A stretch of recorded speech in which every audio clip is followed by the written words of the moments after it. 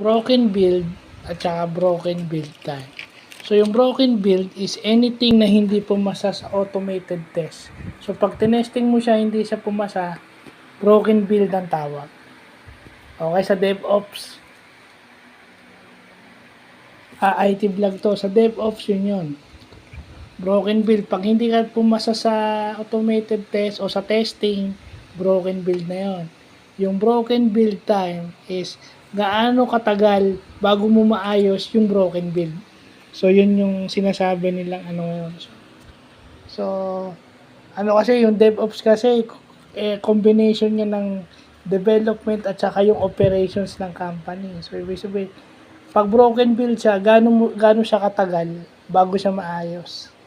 Yun, pinafactor din yung broken build time. And then yung build success rate, okay? Yung ilan yung successful na pumasa sa test over total number of builds.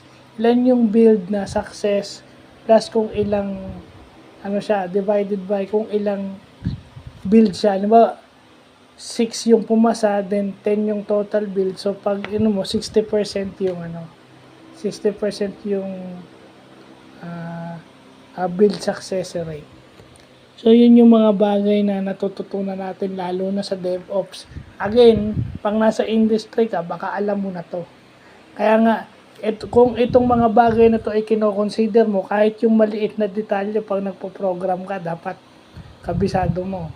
Kasi baka ang hindi na nagpapagana sa isang bagay is maling formula o maling mathematical concept yun na ipasok mo dun sa code. So, kailangan kahit na ganun, kabisado mo. Hindi pwedeng hindi mo alam. So, yun lang po.